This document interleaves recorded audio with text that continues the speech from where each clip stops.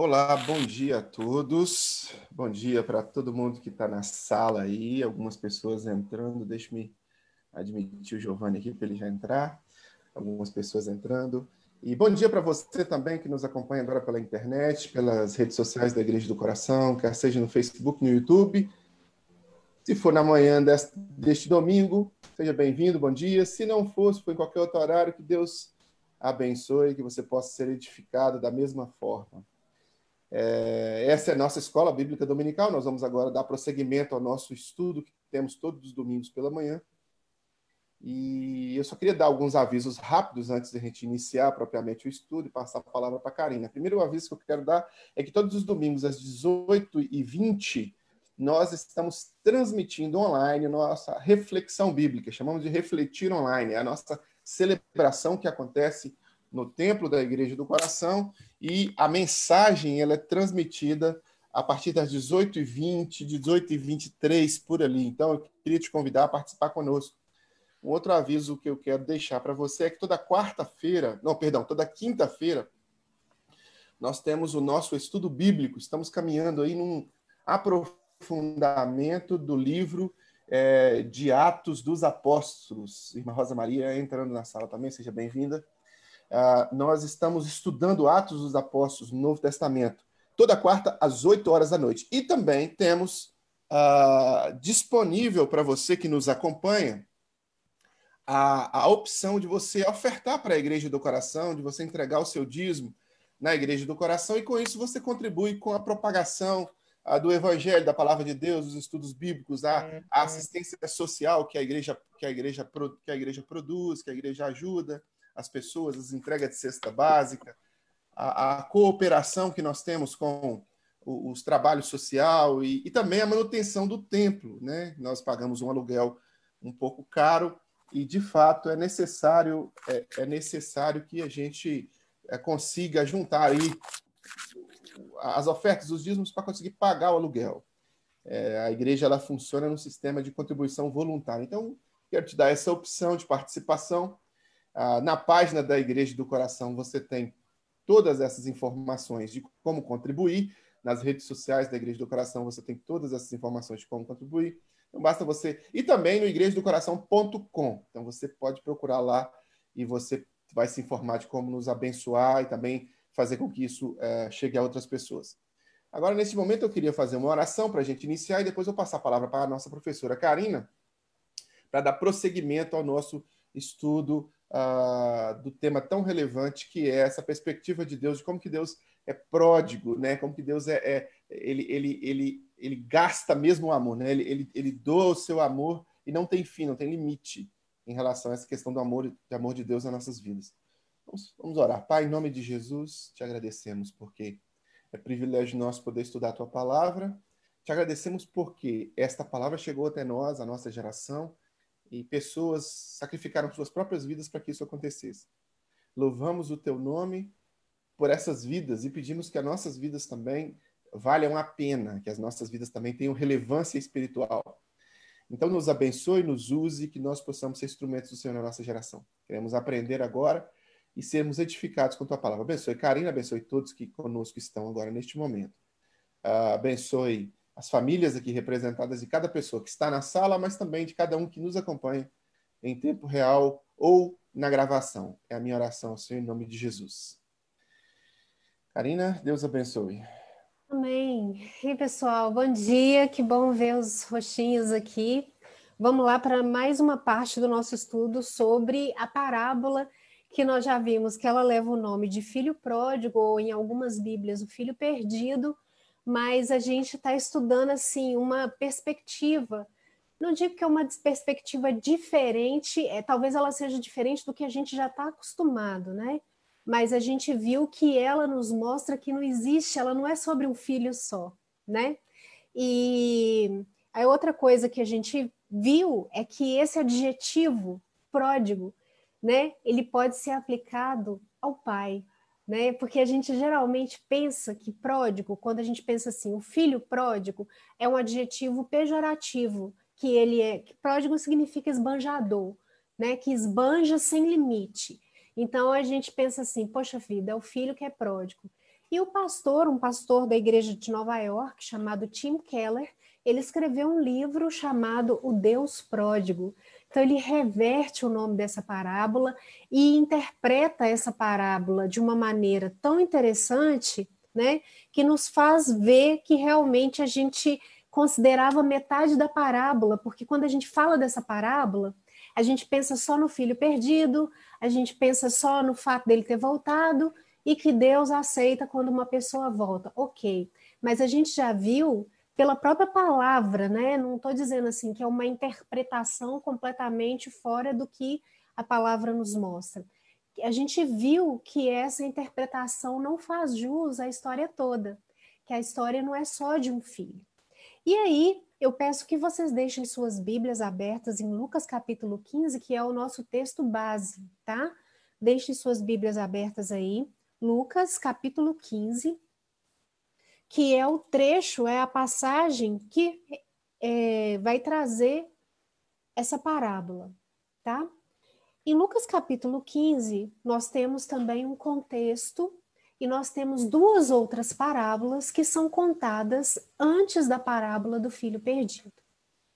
E a gente viu nesses nossos estudos como é importante a gente agregar todos esses elementos. Quando você lê um texto bíblico, você precisa ler o que vem antes um pouco, alguns versículos anteriores, você precisa ver alguns versículos que vêm depois do trecho que você quer ler, você precisa entender para quem ele foi dito, quem são os personagens principais que aparecem ali, tudo isso te dá elemento de interpretação. Porque senão, como dizia um professor meu, a gente vê na Bíblia o que está na nossa cabeça e não o que está no texto. A gente começa a interpretar de um jeito que a gente gostaria ou quer, ou é mais fácil ver, e não do jeito que realmente está lá, tá? Então, a gente vê que em Lucas capítulo 15, eu não vou ler com vocês hoje o texto inteiro, mas eu quero que vocês acompanhem comigo. No capítulo 15, nos 3 primeiros versículos, a gente vê qual era o público para quem Jesus falou essa parábola. Isso era importante. É importante a gente saber, porque quando você sabe para quem Jesus falou, você entende um pouco da intenção. O que Jesus queria dizer para essas pessoas?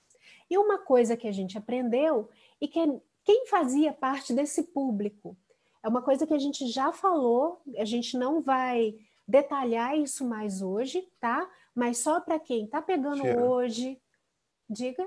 Ô, Cheiro, desculpa, é só porque eu tô com um probleminha técnico aqui. Raquel, eu vou te pedir para você sair e entrar de novo, porque eu não estou conseguindo configurar para você ficar fora. A sua tarja está sendo. O seu vídeo está sendo apagado, tá embaixo do ao vivo. Então o surdo não consegue ver. Eu queria te pedir para sair e entrar de novo, Raquel. Eu não estou conseguindo tirar você dessa janelinha. O ao vivo está tampando toda. Isso. Agora, quando você voltar, você volta em outra janelinha. Fala com ela para voltar, Moisés.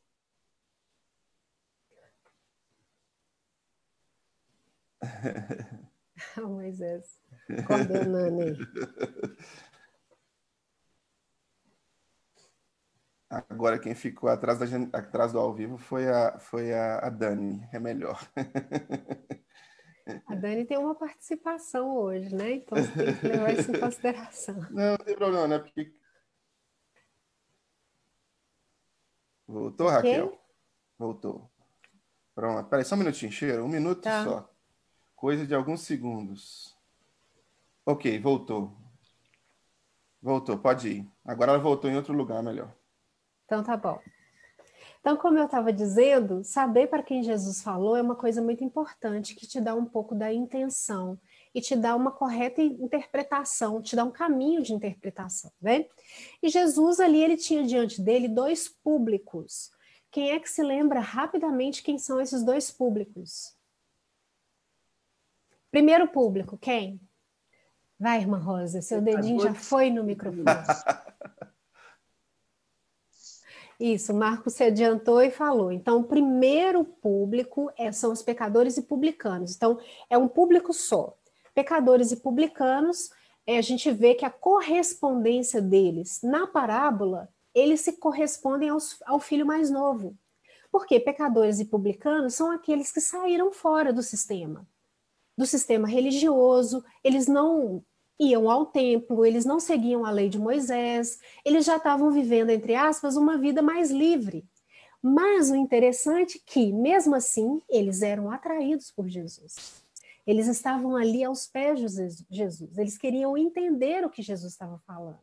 Então, talvez eles teriam resistência à religiosidade, ao sistema religioso, mas não a Jesus.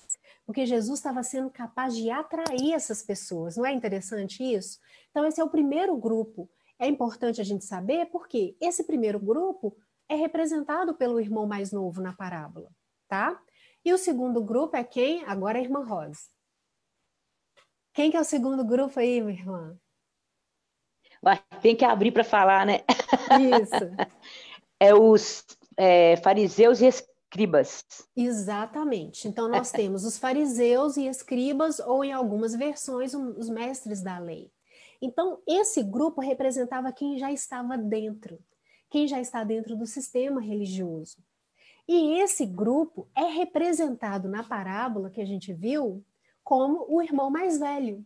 O irmão mais velho já está dentro. Tanto que o irmão mais velho reclama da presença ou do retorno do irmão mais novo. Ele fica ressentido, ele acha aquilo injusto. Mas olha só que interessante, por que é importante a gente aprender os públicos? Porque antes de Jesus contar essa parábola, a gente vê que os fariseus, os mestres da lei, aqueles religiosos, eles criticavam o fato de Jesus estar próximo dos pecadores e dos publicanos. Então, é como se eles dissessem assim, poxa vida, se Jesus é o Filho de Deus, como ele diz, se Jesus ele vem para poder falar da palavra de Deus e tudo mais, ele não tinha que estar andando com eles, ele tinha que estar andando com a gente, porque a gente já está dentro, entende? Então aí Jesus, nessa parábola, ele mostra que tanto um grupo quanto o outro está perdido e que precisa do Pai. Tanto um grupo quanto o outro estão longe do Pai. E aí Jesus redefine a questão do pecado, não que ele dê um novo nome para o pecado. O pecado é errar o alvo, é estar longe de Deus. Ele simplesmente mostra que você pode estar longe de Deus achando que está perto. Porque muitas vezes as pessoas estão dentro do sistema religioso, elas vão à igreja, elas estão dentro dos templos, elas leem a Bíblia, elas se declaram cristãs, mas elas estão longe de Deus. Assim como o filho mais velho estava longe do pai, tá? Então, a primeira coisa que a gente viu em Lucas capítulo 15 foi o público. Depois desses 3 primeiros versículos, vocês veem, e a gente não leu, mas a gente conhece, a partir do versículo 4, a gente vê que Jesus conta a parábola da ovelha, a ovelha perdida. E aí ele conta aquela história, olha, um homem tinha 100 ovelhas, uma delas se perdeu, ele deixou as 99 e foi em busca dessa e se alegrou quando ele encontrou a ovelha perdida. Essa é uma coisa que ele conta.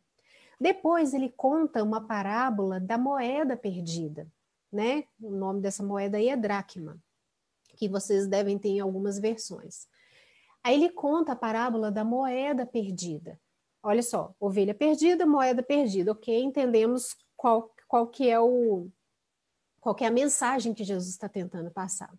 E logo em seguida ele vem com a parábola do filho perdido ou o filho pródigo. Só que por mais que ele inclua essa parábola no meio das outras, ela tem algumas diferenças. A primeira diferença é que, tanto na parábola da ovelha perdida quanto da moeda perdida, alguém vai em busca do que se perdeu. Quando a gente chega na parábola do filho pródigo, quem é que vai atrás do filho pródigo? Quando esse filho se perde, quando esse filho pede a parte dele na herança e vai embora, alguém vai atrás dele? Quando esse filho perde tudo, perde não, né? Ele gasta tudo que ele tinha sem nenhuma administração e depois ele começa a passar fome. Alguém vai atrás dele? Não, ele que decide voltar. Quando ele volta, o pai o recebe, e aquela história toda que nós já conhecemos.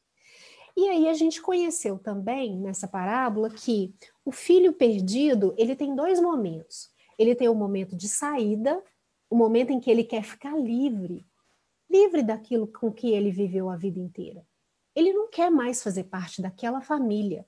Ele fala, pai, me dá minha parte que eu vou embora. E ele vai embora para bem longe. Então ele tem esse primeiro momento, esse momento da saída. E ele tem também um segundo momento, que é o momento do arrependimento, da tomada de consciência e do retorno. Quando ele quer retornar, ele não quer retornar, tipo, seria cara de pau da parte dele, vamos dizer assim, né? Porque ele pediu a parte dele na herança, ele esbanjou, ele gastou tudo, ele ficou pobre e agora ele está voltando. Claro que ele magoou aquele pai, claro que ele magoou aquela família, mas aí ele elabora um plano de retorno. Ele fala, eu vou voltar, vou reconhecer e vou falar assim, pai, eu não sou nem digno de ser chamado seu filho. O senhor pode me tratar como se eu fosse um dos trabalhadores do Senhor. Eu vou trabalhar para o Senhor. Eu vou fazer por merecer, eu vou reparar esse erro que eu cometi. Eu não vou entrar aí como se eu fosse, que eu tivesse direito. Eu sei que eu não tenho direito mais. Então, isso que estava na cabeça do filho mais novo. Só que o pai nem se importa com isso. O pai simplesmente o recebe e o reintroduz na família. Esse é um ponto muito interessante. Só que quando o pai faz isso e faz uma festa porque ele chegou, a gente vê que o irmão mais velho, aí é a vez do irmão mais velho. É aí que a gente vê que essa parábola não termina só com essa lição ou com essa moral. Na verdade, Jesus nem dá um término para essa parábola. A gente vê que o irmão mais velho fica com raiva. Ele fica tão furioso que ele não entra na festa. Então agora é a vez do irmão mais velho mostrar que ele também está perdido, que ele também está distante da família, que ele está distante do coração do pai, porque ele não se alegra, ele fica tão ressentido que ele não entra.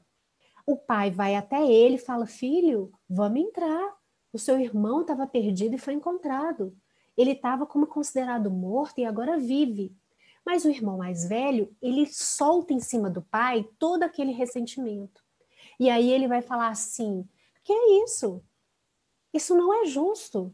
Porque esse filho aí do Senhor, olha só, ele nem fala assim, o meu irmão, ou... Não, esse filho do Senhor aí já gastou a parte dele toda. O que ele tem aqui agora? Para que o Senhor vai receber ele?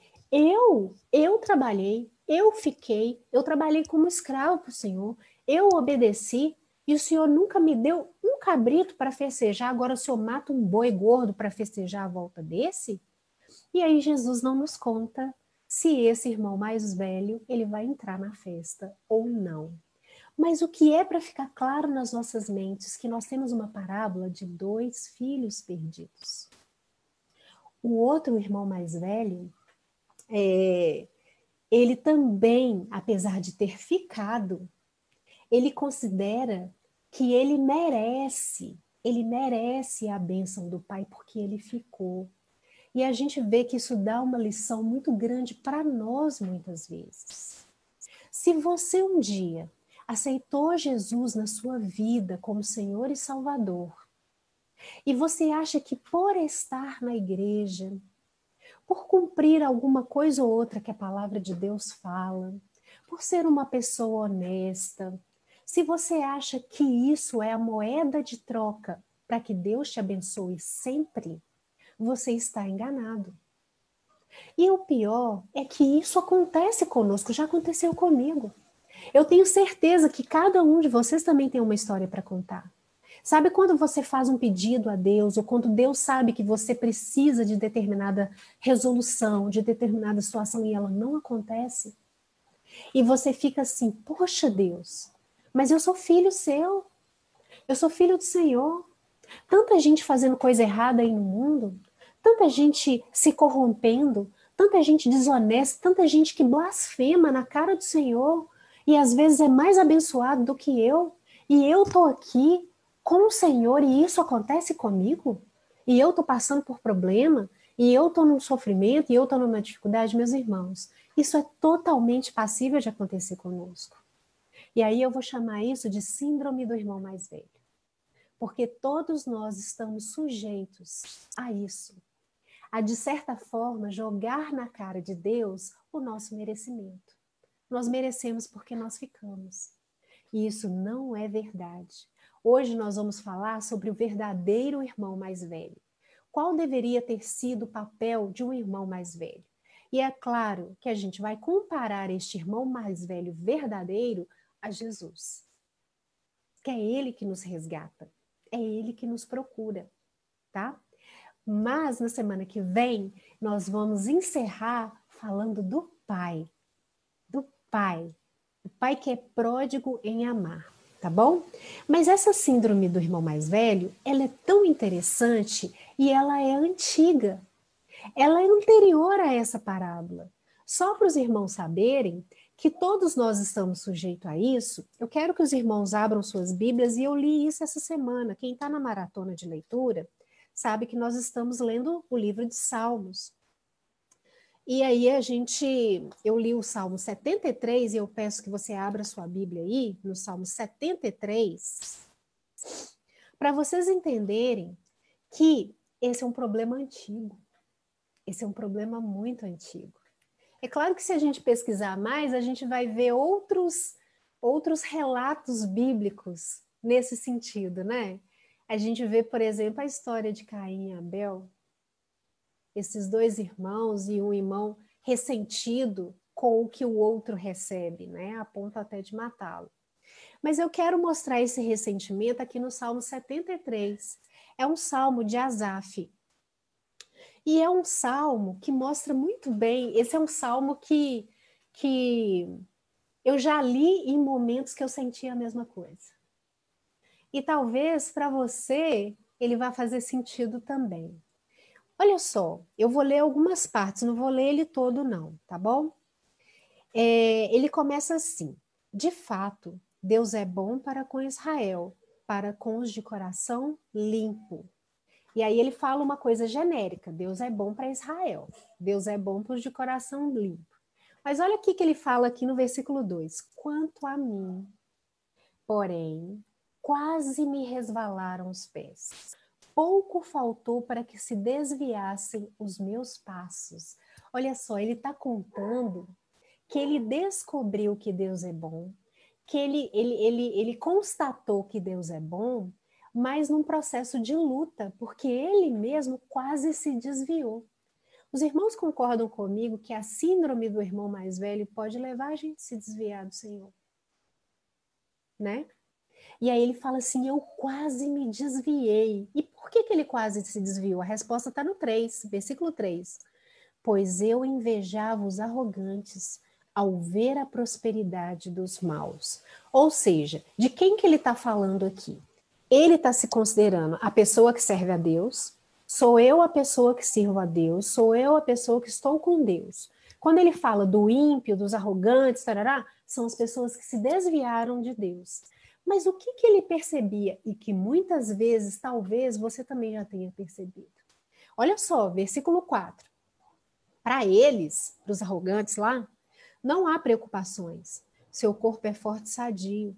Eles não partilham das canseiras dos mortais, nem são afligidos como os outros. Por isso, a soberba os cinge como um colar, e a violência os envolve como um manto. Os olhos saltam-lhes de tanta gordura, do coração deles brotam fantasias. Eles zombam e falam com maldade, falam da opressão com arrogância. Eles abrem a boca para falar contra os céus, e a língua deles percorre a terra. Por isso, o seu povo se volta para eles, e tem por fonte da qual bebe com avidez.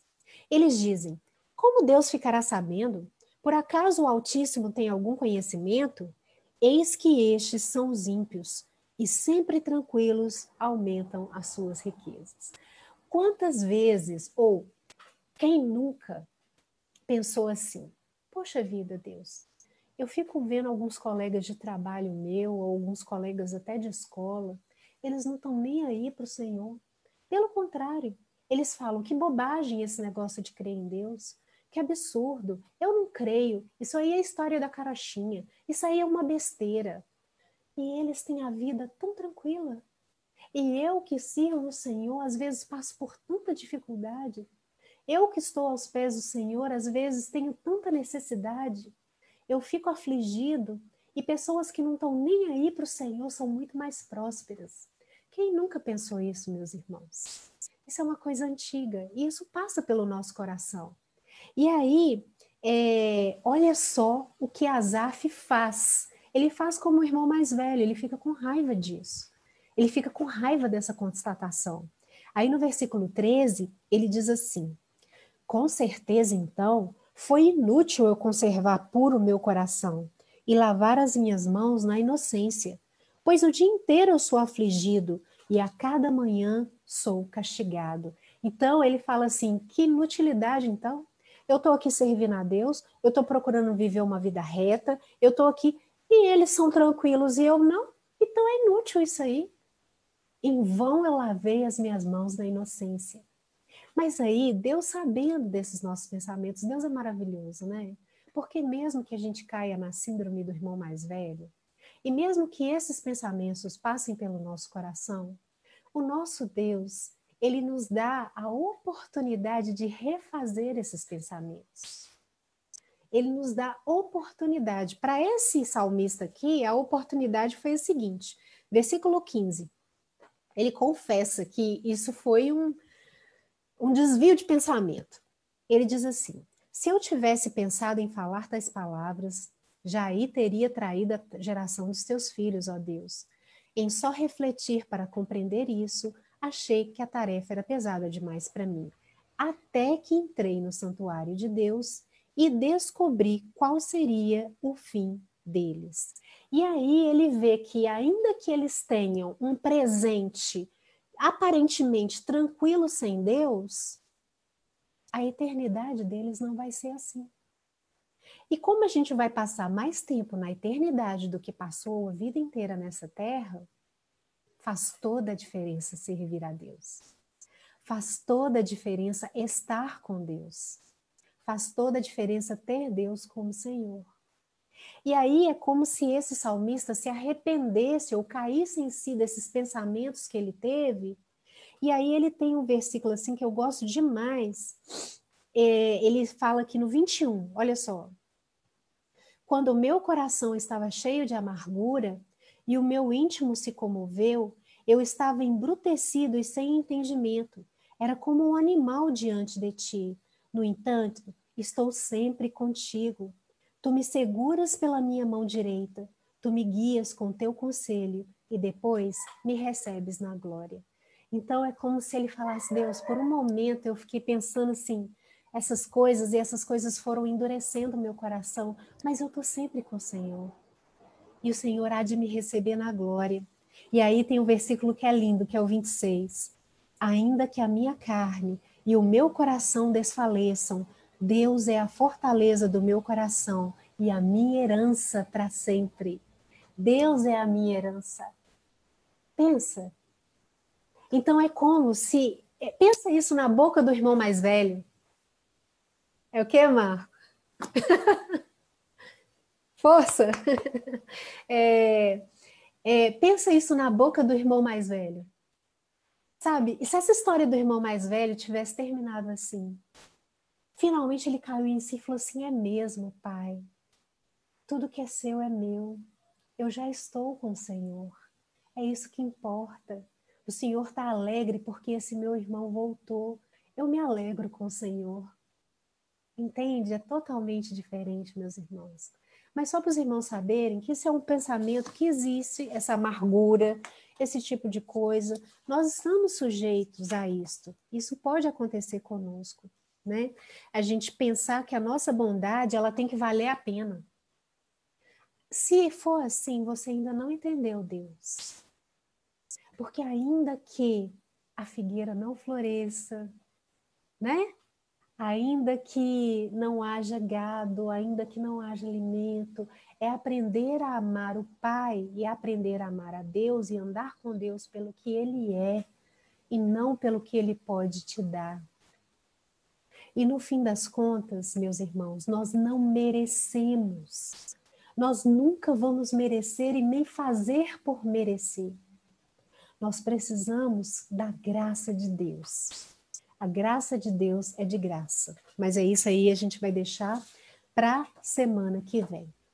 E aí a gente vai falar do verdadeiro irmão mais velho. Qual que seria a atitude, agora voltando lá para Lucas 15. Lembre-se que quando Jesus conta uma parábola, a gente tem que entender que quem está ouvindo a parábola ouve elementos que são próprios da sua cultura. Então, eles entendem a parábola. E eles entendiam que, por exemplo, pedir a herança em vida era uma afronta. Porque pedir a herança em vida é considerar o pai morto. O pai está vivo e você pede já a sua parte. É como se você tivesse ou desejando a morte do pai. Então, talvez para nós isso passe batido. Mas para quem estava ouvindo essa parábola naquela época, eles pensaram assim, como pode? Que absurdo, como que esse cara pediu herança em vida? Entende? E outra coisa, qual que seria o papel do irmão mais velho? Ora, se tem um irmão mais velho nessa história, e aqui conta que um pai tinha 2 filhos, então só tinha esses 2 filhos, qual que seria o papel do irmão mais velho quando o irmão mais novo foi embora? Era de buscar. O papel de um irmão mais velho é esse. É dizer, pai, olha, esse meu irmão, ele foi embora, ele vai passar dificuldade, ele está se afastando daquilo que pode dar para ele alegria, paz, segurança. Pode deixar, pai. Acalma seu coração, porque eu vou buscar. Eu vou trazer ele de volta. Eu vou atrás desse irmão. Então, esse é o papel do verdadeiro irmão mais velho. E aqui eu faço um link. Lembra que Jesus contou outras 2 parábolas? Nas outras 2 parábolas, alguém foi buscar. Alguém foi buscar a ovelha, alguém foi buscar a moeda. Mas esse irmão ninguém foi buscar. O que Jesus está contando aqui, meus irmãos? Está contando a história de um mau irmão mais velho. Coitado desse irmão mais novo. Porque o irmão mais velho dele era um religioso. Era um fariseu. Lembra do público? É como se Jesus estivesse dizendo para os fariseus assim, vocês não têm que estar com raiva dos pecadores, dos publicanos estarem aqui perto de mim, não? São vocês que tinham que ter resgatado essas pessoas? É vocês que tinham que ter ido atrás deles? Entende? É tarefa de vocês. Se eles não estão fazendo parte mais do templo, se eles não servem mais a Deus, é tarefa de vocês irem atrás deles e mostrarem o amor de Deus. Mas o que vocês estão fazendo? Vocês estão afastando eles ainda mais. Porque eles não querem colocar o pé dentro do templo mais. Mas atrás de mim eles estão vindo. E eu não vou desprezá-los como vocês desprezaram. Entende, meus irmãos? Então, Jesus está mostrando nessa parábola como não ser, que tipo de irmão não ser. Ele está falando assim, coitado desses pecadores aqui que estão aqui, porque eles vão permanecer perdidos pro resto da vida, porque vocês não vão atrás deles. Vocês ficam aí, ó, falando mal deles por cima. Nossa, Jesus come com pecadores. Nossa, Jesus anda com eles. É claro que eu tenho que andar com eles. Alguém tem que resgatá-los. É a mesma coisa para nós, meus irmãos. É claro que a gente, como a palavra diz, né, a gente não tem que seguir o padrão desse mundo. A gente não tem que se amoldar. Não é, Moisés? Você não gosta desse versículo lá de Romanos? Né, que a gente não tem que se amoldar ao padrão desse mundo. A gente não tem que seguir o padrão desse mundo. Porém, a gente não pode se esquecer que nesse mundo existem pessoas perdidas e que é nossa responsabilidade, se você é um filho mais velho, se você já está seguindo Jesus há mais tempo, é sua responsabilidade. Não é ficar apontando o dedo para eles e falar, ah lá como é que está perdido, ah lá como é que esse mundo está perdido. Não, meus irmãos. É falar o que eu posso fazer para atrair esses irmãos mais novos. O que eu posso fazer para resgatar essas pessoas? Se Jesus teve o poder de atração que ele teve sobre os perdidos, nós também temos que ter a mesma intenção e o mesmo tipo de atração. A gente tem que olhar para eles e falar, como que eu, pode falar assim, pai, eu vou me jogar nessa lama aí, ó, para buscar um deles. É como Paulo dizia, eu me fiz de tudo para todos para poder salvar alguns. Eu me joguei nessa lama atrás dos irmãos mais novos, atrás dos perdidos. Entendem? Então, enquanto os irmãos mais velhos queriam ficar só numa postura de julgamento e considerarem merecedores, o verdadeiro papel de um irmão mais velho é descer atrás de quem se perdeu, é ir atrás de quem se perdeu. Então, Jesus está falando assim, tá vendo aqui? Que pena que esses irmãos mais novos têm vocês como irmãos, porque vocês não estão indo buscar eles. E aí, qual seria o papel desse irmão mais velho, desse verdadeiro irmão mais velho? E aí eu vou entrar com a participação da Dani, porque ela vai contar para nós uma outra parábola, mas não é uma parábola que tem na Bíblia. É uma parábola que foi criada por um outro autor chamado Max Lucado, que também é um dos meus preferidos e os irmãos sabem. Talvez na Igreja do Coração, cada um já tenha lido algum livro de Max Lucado. E tem um livro do Max Lucado que ele conta uma parábola que chama a Parábola do Rio. E na Igreja do Coração, a gente usou essa parábola, a gente usa, né, Dani, essa parábola para evangelização. Para quando a gente vai evangelizar as pessoas, né? Mas é aí naquele momento de 1 a 1, né? Quando você vai fazer um estudo bíblico com uma pessoa que se interessa, mas ainda não está na igreja, não conhece Jesus, a gente usa, que é o que a gente chama de pré-primeiro período, né? Que a gente tem o primeiro período, que é um estudo que a pessoa faz antes de se batizar, e a gente tem o pré-primeiro período, que é um estudo evangelístico, para a pessoa chegar até ali na classe do batismo. E a gente usa essa parábola do rio. Alguns de vocês eu tenho certeza que conhecem, né, que já ouviram falar, mas ela é muito querida, porque ela vai contar exatamente qual é o papel do irmão mais velho e qual é a resposta que muitas pessoas dão à presença do irmão mais velho, que é Jesus, claro, tá? Então prestem bastante atenção nisso que a Dani vai contar para nós, tá? Dani. Então, era uma vez 5 irmãos que viviam com o pai num castelo lindo, maravilhoso, com uma lareira, num lugar muito bonito, muito florido, cheio de verdinho e tal. O irmão mais velho era um irmão obediente e os outros 4 eram rebeldes, eram assim, difíceis. Então, tinha ali próximo do castelo um rio. E o pai tinha uma preocupação muito grande com aquele rio, era um rio com uma correnteza forte, o pai sempre advertia os filhos, não aproxime do rio, não chega perto da margem, é perigoso e tal, mas aquele rio era muito fascinante, e cada dia eles chegavam mais perto do rio, eles se aproximavam mais do rio.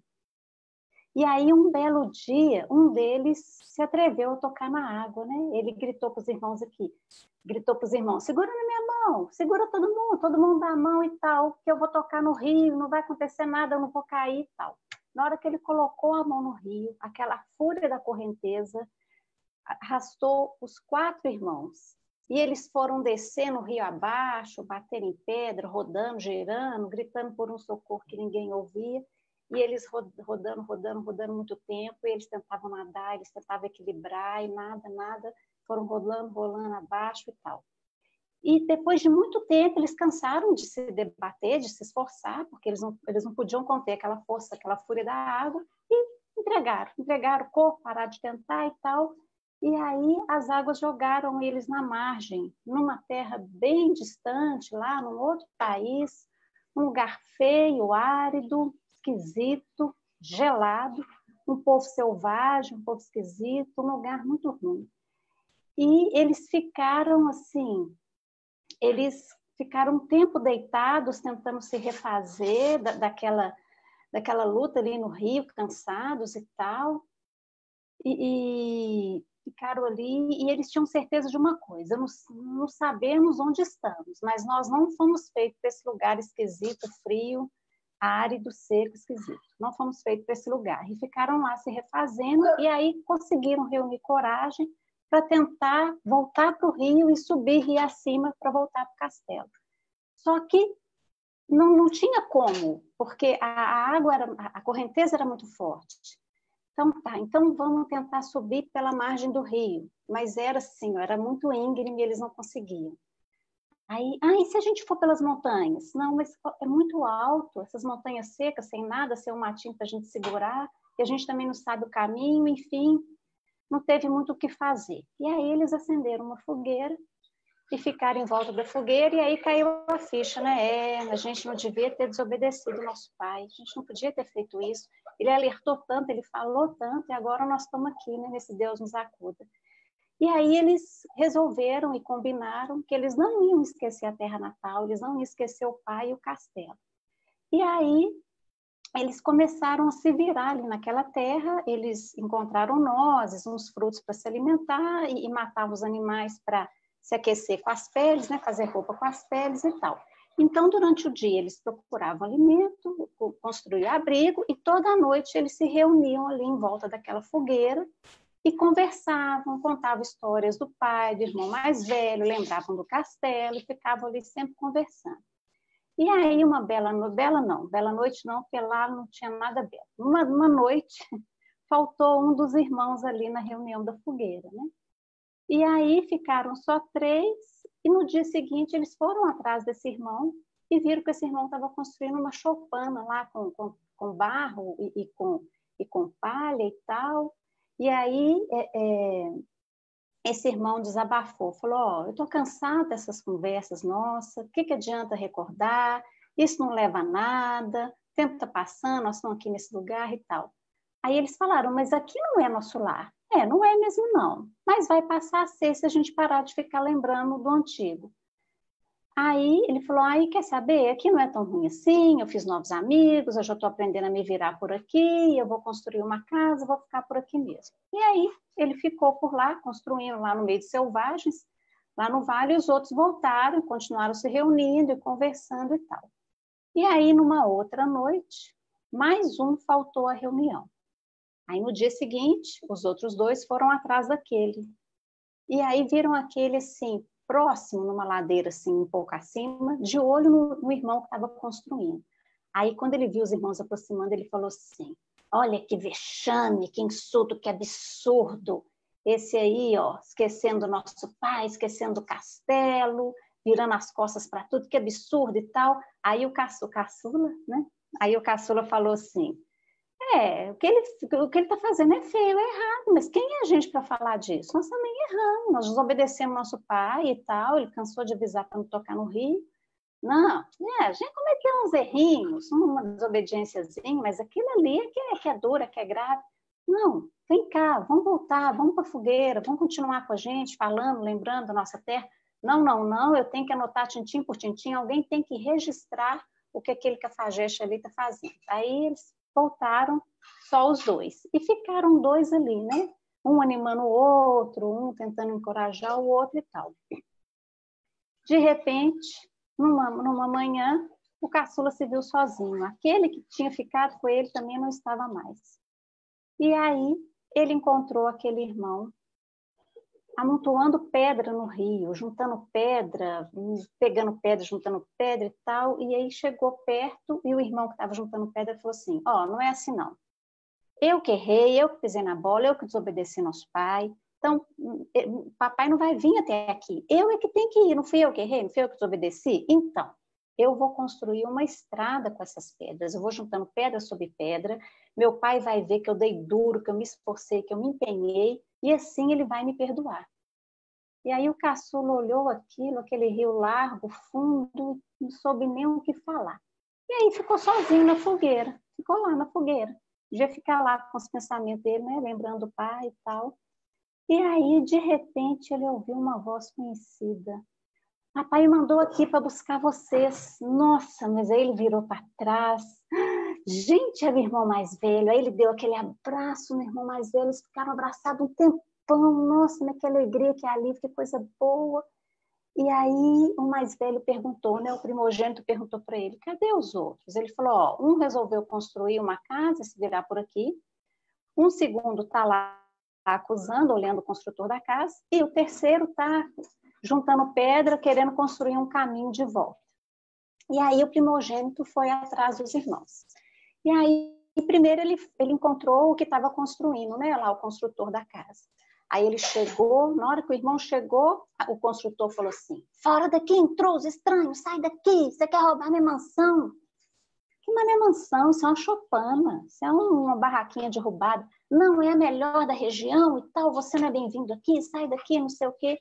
Ele falou, peraí, calma, você não lembra do nosso pai? Eu não tenho pai. Como assim você não tem pai? Você nasceu num castelo, num lugar bonito, bacana, um vento cálido, um lugar florido, verdinho e tal. Você desobedeceu seu pai e veio parar aqui, nessa terra estranha. Não, isso é conversa, você está querendo roubar minha mansão e tal. E aí os nativos também chegaram e em determinado momento ele olhou para aquele irmão, para o mais velho, e teve a impressão assim, nossa, parece que eu já vi esse rosto. Mas aí os selvagens já tinham conquistado a confiança dele. Não, sai daqui, some daqui, não sei o quê. Essa casa não é sua. Não é não, mas ele não é nada de vocês. Mas aí não teve jeito. De repente, o olhar deles encontrou, aquele construtor ali sentiu um aperto no coração, mas a familiaridade ali com os selvagens falou mais alto e ele expulsou, mandou embora, não teve jeito. E aí o irmão mais velho andou mais um pouquinho e encontrou o acusador. Aí falou de novo, papai mandou eu aqui para buscar vocês, levar vocês de volta para o castelo. Ah, que bom que você veio, que coisa boa te ver, porque olha só, vem cá, ó, tem tudo anotadinho aqui, tintim por tintim, olha lá aquele ali insultando a nossa família, desfazendo do nosso pai, que absurdo e tal. Aí ele falou assim, mas e os seus erros? Mas e você? Não, tá tudo bem comigo, vou te mostrar quem é que precisa de ajuda, e vem cá e trata de corrigir mesmo, trata de aplicar uma pena severa aí, que eu vou te aplaudir, mas eu preciso que você me fale de você. Não tem nada comigo não e tal. Vamos lá que eu vou te mostrar, vamos lá ver pela janela, vou te mostrar os selvagens que moram lá e tal. E aí ele foi, ele nem percebeu que o primogênito não estava atrás dele, ele foi até a choupana, o primogênito saiu e foi procurar o terceiro. Aí chegou próximo ao rio, estava lá o amontoador de pedras, né? E aí ele chegou e falou de novo, papai mandou eu buscar vocês, levar vocês de volta para o castelo. E ele nem levantou a cabeça. Não, eu não posso conversar agora não, estou trabalhando, não posso parar. Aí ele falou assim, mas vamos voltar, vou te levar de volta para casa. Não é assim não. Eu que errei, eu que pisei na bola, então eu é que tenho que ir, eu é que tenho que mostrar. Quando meu pai vê meu esforço, ele vai ter misericórdia. Não, você não está entendendo. Ele já teve misericórdia. Olha eu aqui, ó. Ele mandou eu vir para te levar. Não é assim não e tal. Eu tenho que construir. Aí o irmão mais velho falou assim, olha, essa tarefa é muito grande para você. Esse rio é fundo, não tem pedra suficiente. Você não vai conseguir, você não tem força. Que isso? Você tá é um absurdo isso que você está pensando. Você está achando que o nosso pai é algum frouxo que vai me aceitar assim de qualquer maneira? Não sou. Ele mandou eu vir aqui. Não conversa fiado. Não vem me atrapalhar, não. E mandou uma pedra nele e tal. E ele falou, por que você não acredita em mim? Aí ele falou assim, sabe o que você é? O construtor falou com o irmão mais velho. Você é a voz do mal, você está querendo me desviar do meu trabalho. Você não vai... Quem você pensa que é para falar que eu não vou conseguir? Você está duvidando da minha capacidade? Eu vou conseguir sim e tal. E mandou outra pedra e também não teve jeito. Finalmente, o primogênito chegou até o caçula e o caçula falou assim, mas cadê os outros? Ninguém veio. O primogênito falou, não. Um resolveu se virar por aqui, o outro resolveu ser o juiz daquele construtor e um terceiro está lá tentando construir um caminho de volta para o castelo. Ninguém escolheu nosso pai, nenhum dos três escolheu nosso pai. Aí o caçula falou, e nós vamos voltar para o castelo? Ele falou, vamos. E o papai vai me perdoar? Mas ele teria me mandado aqui se ele já não tivesse perdoado? E aí o caçula fez o que ele podia fazer, né? Montou nas costas o mais velho e eles começaram o caminho de volta para o castelo. É isso. Linda essa história.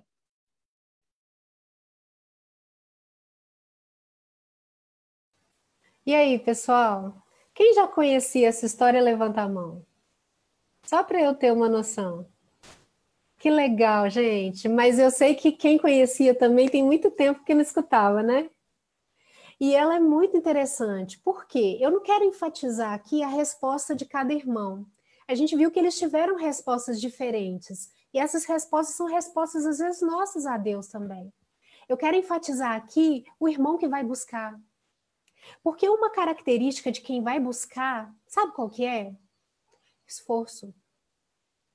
Quem vai buscar paga um preço. E quem vai buscar pode pensar assim, ele que se meteu na confusão. Ele que se meteu no problema. Por que que eu que vou me esforçar agora para ir lá buscar? Não é verdade? Só que isso aí seria o pensamento do irmão mais velho da parábola de Lucas 15. Mas não é o pensamento do irmão mais velho nosso, que é Cristo. Lembra que eu falei que a graça, a própria palavra graça, graça de Deus, né? O fato de Deus nos receber, e eu quero explorar isso mais semana que vem, mas a graça, ela é de graça. Quando o irmão mais novo chegou e tentou pagar para entrar, não, eu vou ser um trabalhador, vou reparar o que eu fiz e tal, o pai aceitou? Não. O pai falou, não, minha filha, ó, vem cá. Não tem, você não tem como pagar. Nem que você quisesse trabalhar para mim a vida inteira, você teria como pagar. É a mesma coisa, Deus te aceita e te recebe, não pelo seu merecimento, porque você não vai merecer nunca. Você pode ser a pessoa mais altruísta, você pode ser a Madre Teresa de Calcutá. Ninguém é justo diante de Deus. Não é. A gente sempre tem alguma coisa que nos desqualifica. Eu gostava muito de um exemplo que as pessoas costumavam citar antigamente, quando estavam evangelizando, e diziam assim, sabe quando você vai fazer um omelete com vários ovos? Aí, a sabedoria culinária manda a gente testar os ovos antes de quebrar. Né? Antes de quebrar, não, antes de usar. Então, a gente quebra numa vasilhinha, que não é a vasilhinha já onde você está fazendo a sua receita final, você quebra para ver se o ovo tá bom ou tá ruim. Eu me lembro que o Cauã perguntava assim, mãe, como que eu vou saber que um ovo tá ruim? Falei, filho, você nunca mais vai se esquecer. Quando você sentir o cheiro de um ovo ruim, de um ovo podre, você vai saber e você nunca mais vai se esquecer. Mas enfim, mas sabe às vezes quando a gente está com pressa e não quer fazer isso? Aí você está fazendo um omelete, você vai usar 3 ovos ou 4 ovos. Aí você quebra um, aí ele tá ótimo. Aí você quebra o outro que tá ótimo em cima daquele que já estava ótimo. Quando você vai quebrar o último, ele tá podre. E você põe ele em cima dos outros que já estavam bons. Pronto. Foi o suficiente para estragar tudo. Não tem como salvar. Não tem como você retirar ele assim por cima e deixar os outros. Nossa, dá uma tristeza. Vocês já passaram por isso? Eu já passei por essa tristeza. Com omelete, com bolo, com qualquer outra coisa que eu estivesse fazendo. Eu joguei aquele ovo em cima de tudo que já estava bom. E ele estava ruim. Vocês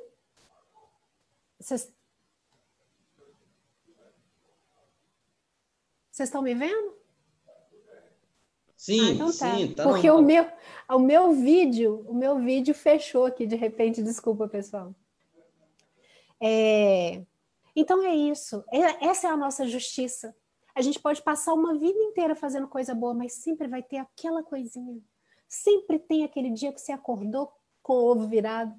Sempre tem aquela injustiça, sempre tem aquela coisa, sempre vai ter. Então não adianta. Esquece. Não tem esse negócio de você merecer. Não tem esse negócio de merecer, tá? Ninguém merece. E aí, é a graça de Deus, ela é de graça, porque Deus vai te dar, simplesmente entra, meu filho. Mas a graça não é barata. Não é porque ela é de graça que ela é barata. Ela teve um custo para alguém, sempre alguém vai pagar. No nosso caso, como cristão, quem pagou foi Cristo. No caso desse irmão da parábola que a Dani contou, ele pagou um preço. Ele está quieto, sossegado, num castelo bonito, maravilhoso. Num lugar lindo, maravilhoso. Os irmãos que se lixem. Eles que decidiram sair. mas ele faz o esforço de sair da sua zona de conforto, de sair daquilo que era comum para ele, de ir naquela terra feia, de insistir com cada um dos irmãos, de ver a rebeldia daquele irmão que fala assim, que é isso? Eu estou aqui com uma mansão. Aí fala assim, ai, que mansão, perto do pai você tem muito mais, cara. E ele, não, você está querendo me roubar o que eu tenho. O outro, não, eu tenho que registrar. Não, cara, você errou também. Não, errei não. O que eu errei é mínimo perto do que o outro errou. Não, eu vou construir uma ponte. Não, você não vai conseguir construir essa ponte. Vem comigo, que sou eu que vou levar. Não, você não vai levar, não vai ser fácil assim. Então, o irmão mais velho, ele paga o preço. Ele é o irmão que paga o preço. Lembra, o irmão mais velho da parábola de Lucas 15, ele se irrita com o quê? Alguém me abre o microfone e fala rapidinho para mim. Ele se irrita com o quê? Qual foi a coisa que ele falou assim? O senhor nunca... Qual foi a coisa que ele se irritou? Fala para mim. Com o pai ter dado um boi gordo, né? Exato. Para festejar. Exato, ele vai direto no boi. Será que o problema dele era o boi? Era o boi. Sabe por quê? O pai não dividiu a herança em vida. O irmão mais velho recebeu 2/3. O irmão mais novo recebeu 1/3. Ou seja, qualquer festa que o pai quisesse dar, era às custas da parte dele, que já ficou. O senhor está usando é a minha parte. Sabe por quê? A parte que o senhor deu para ele, ele já gastou. Ele não tem parte nenhuma aqui, não é? O senhor está fazendo essa festa às minhas custas. É um mau irmão mais velho que não quer pagar o preço. Porque alguém tem que pagar. Meus irmãos, toda vez que existe perdão, alguém pagou um preço. Fala se não é. Reflete na sua própria vida. Vamos supor que uma pessoa, ela quebra a lâmpada da sua casa. Ela quebra a sua lâmpada. Ou seja, houve um prejuízo. Houve uma lâmpada que estava funcionando perfeitamente e agora não está mais, ela foi quebrada. E não foi você, foi outra pessoa que quebrou. Você tem 2 opções. Ou você fala para a pessoa assim, agora você vai ter que pagar essa lâmpada aí. Porque você me deu o prejuízo, é você que vai ter que pagar. Você coloca o custo para essa pessoa. Ou você pode falar assim, não, tudo bem, se for um acidente, acontece. Você perdoou. Você agiu com graça com aquela pessoa, não foi? Mas quem é que vai pagar a conta da lâmpada? Você. Então, sempre existe um preço, você está entendendo? Mesmo que exista perdão, o perdão é de graça. Você escolhe fazer a pessoa assumir o custo ou você vai assumir o custo. Ou seja, sempre alguém vai pagar. Quando Deus perdoa, Ele perdoa porque alguém já pagou. Porque Jesus pagou o preço de outra chance. Então, o que é de graça para você está sendo pago por outro. Vocês já ouviram uma frase? Nem sempre as crianças ou os mais novos entendem essa frase. Talvez vão entender quando forem mais velhos começarem a trabalhar. É uma frase que diz assim, não existe almoço grátis. Não existe almoço grátis significa que sempre que alguma coisa é de graça para um, outro está pagando. Por exemplo, quando você acessa o Google, você está pagando, você tem diante de você um sistema de busca gigantesco, incrível, que pode te responder quase toda e qualquer pergunta que você fizer. Você paga quando você acessa o Google? Você não paga. Não vem um boleto de cobrança falando assim, olha, você essa semana fez 3 pesquisas, você procurou 25 palavras e custa 1 centavo cada palavra e você está pagando? Aí você pensa assim, é de graça? Você está pagando o WhatsApp? Quando você manda mensagem? Você está pagando o Instagram? Você tem acesso a... eu posto foto, eu vejo coisa, eu estou na rede, parará, parará. Você está pagando?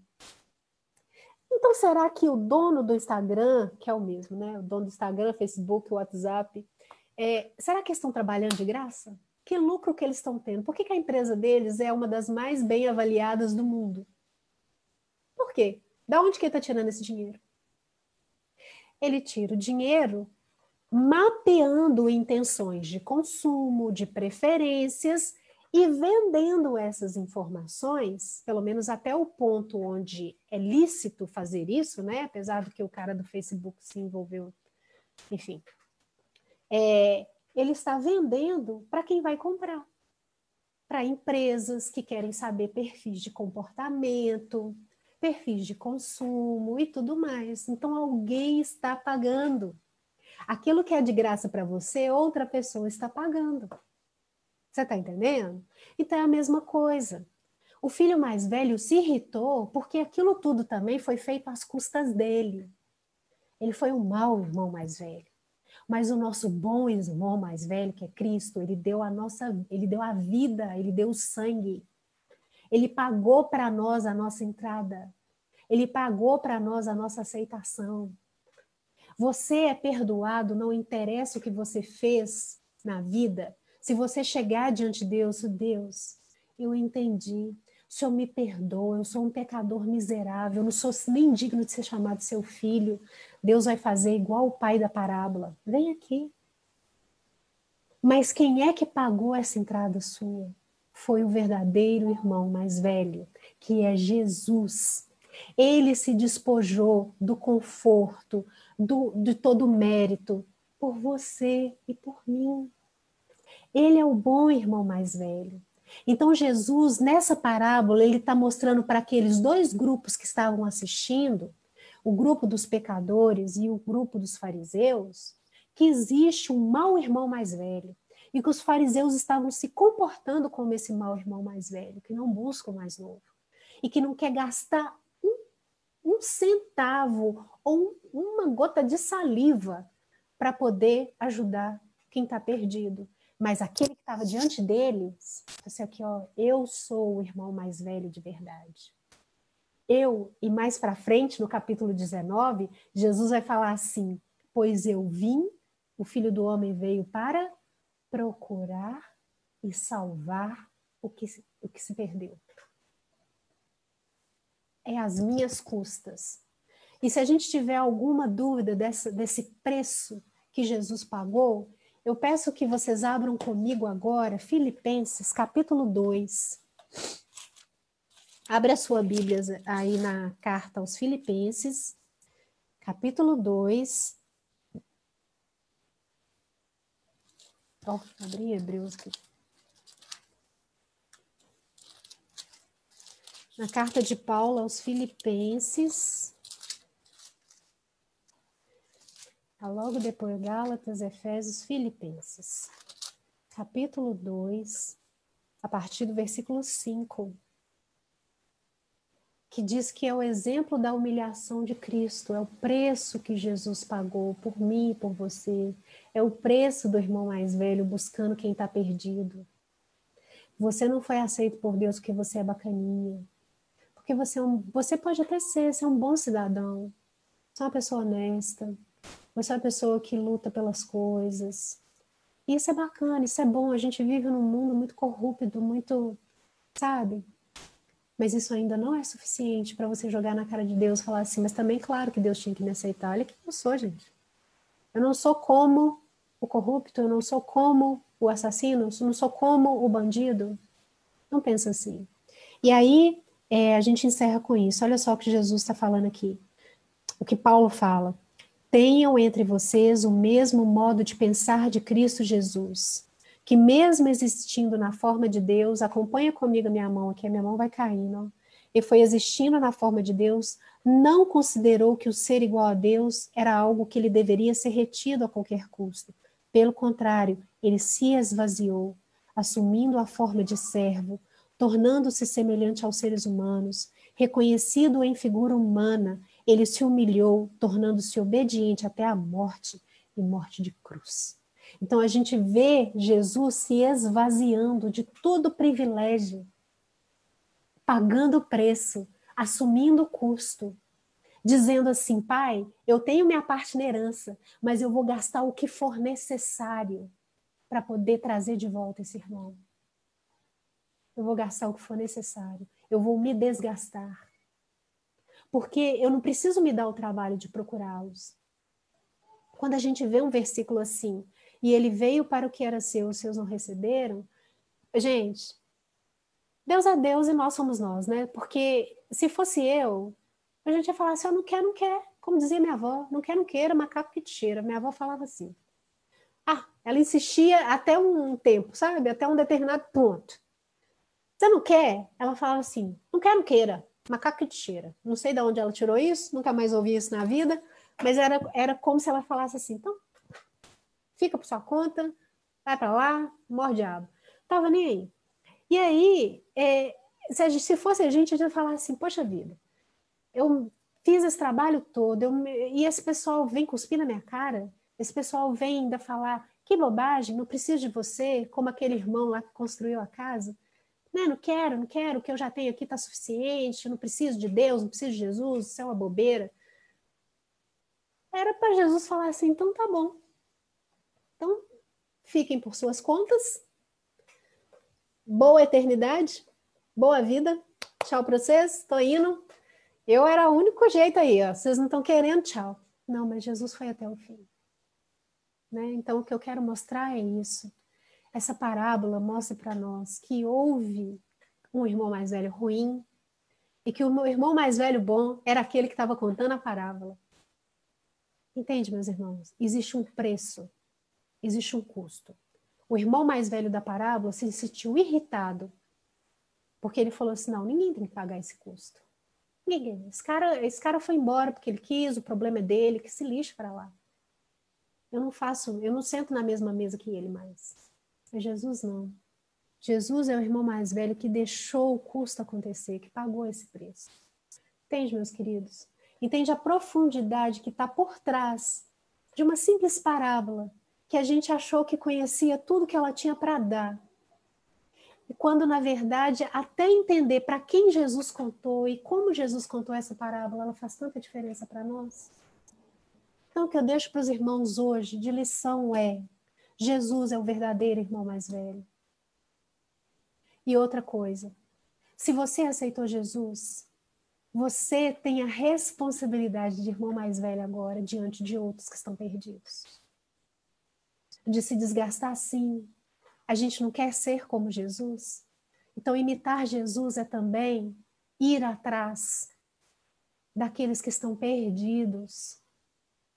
Sabe? É pagar esse preço do desconforto, o desconforto da afronta, o desconforto da oposição, o desconforto deles muitas vezes jogarem coisas na nossa cara, para mostrar que existe um lugar melhor, que existe um pai esperando. Entende, meus irmãos? Porque senão a gente vai fazer que nem os fariseus, só olhar para eles e falar assim, nossa, mas tá acabado. Olha como é que eles são assim, olha como é que eles são assim. Para que a gente não seja assim também, né? E é tão fácil ser. E por fim, o Tim Keller, esse autor desse livro, ele fala uma coisa que me chamou tanta atenção. Ele fala assim, por que será que o irmão mais novo saiu de casa? Será que ele não estava cansado de ver a atitude do irmão mais velho? Será que ele não estava cansado de ver uma religiosidade só vazia, que não tinha relacionamento nenhum, que só mandava coisas? Será que ele não estava cansado disso? Por que os irmãos mais novos saem das igrejas ou nem entram nelas? Por que às vezes existem famílias que pensam assim, quando eu tiver meus filhos, eu não vou criar eles dentro desse sistema? Será que os irmãos mais velhos, religiosos, que muitas vezes podem ser nós mesmos, já não cansaram essas pessoas? E essas pessoas olham e falam assim, se é para ser isso aí, eu não quero. É claro, meus irmãos, que os irmãos mais novos, eles podem usar várias desculpas, né? E muitas vezes são desculpas que servem só para eles. Eu não estou dizendo que isso não aconteça, mas é uma reflexão para nós, porque é o único comportamento que a gente pode mudar é o nosso, né? Não é o dos outros. Então, é uma reflexão para a gente.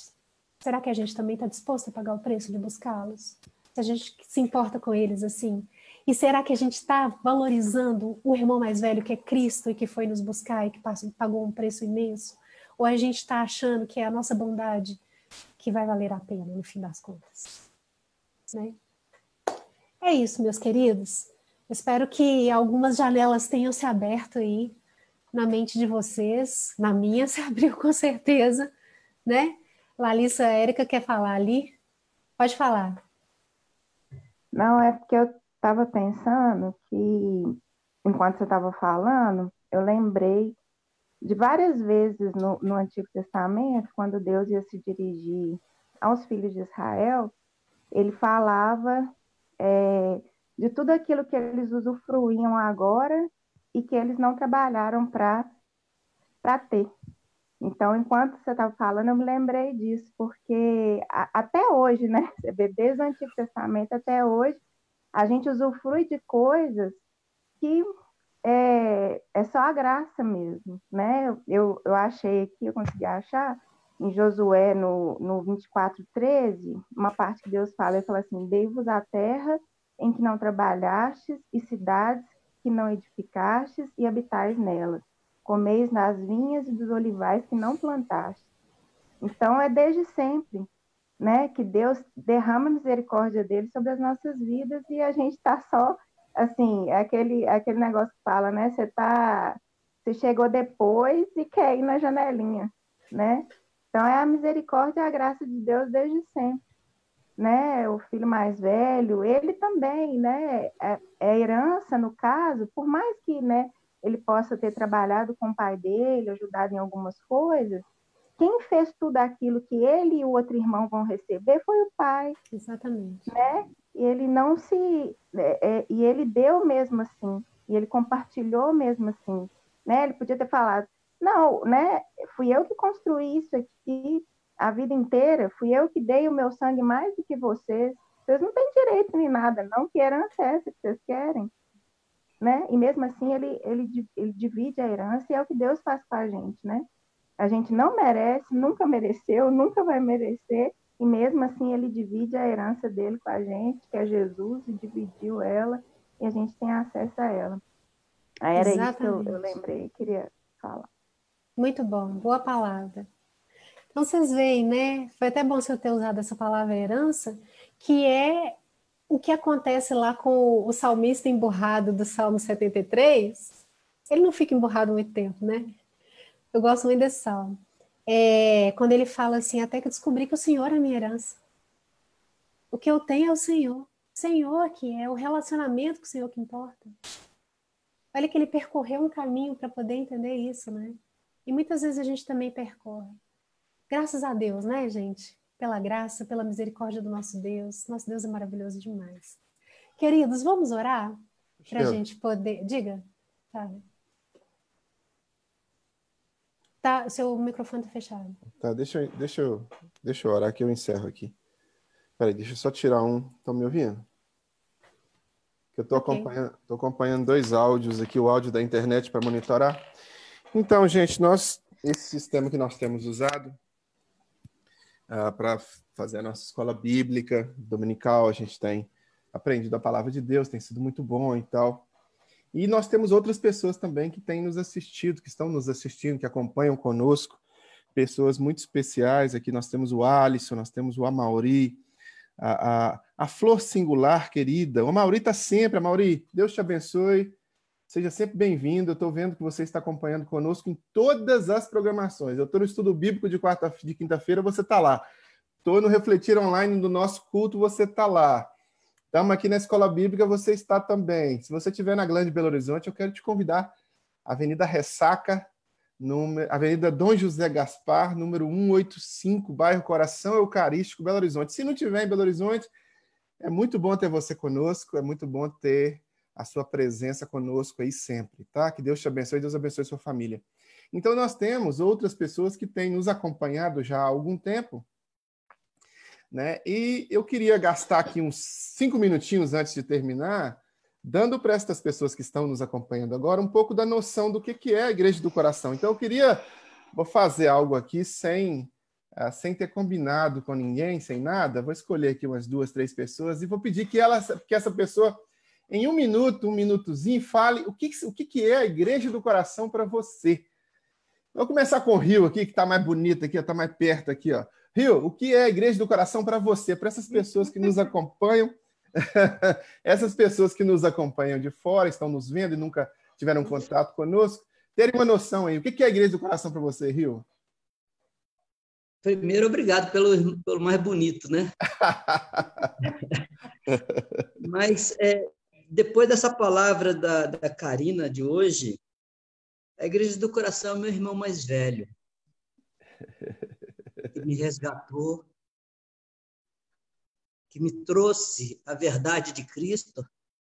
Tudo que eu tenho, que eu conheço de Cristo hoje é graças à Igreja do Coração, graças à dedicação dos irmãos, do pastor Charles, da Karina, e de todos os irmãos que eu tive o prazer de conhecer lá, e para mim são meus irmãos mais velhos, apesar da idade ser diferente, são meus irmãos mais velhos. É isso que eu posso dizer.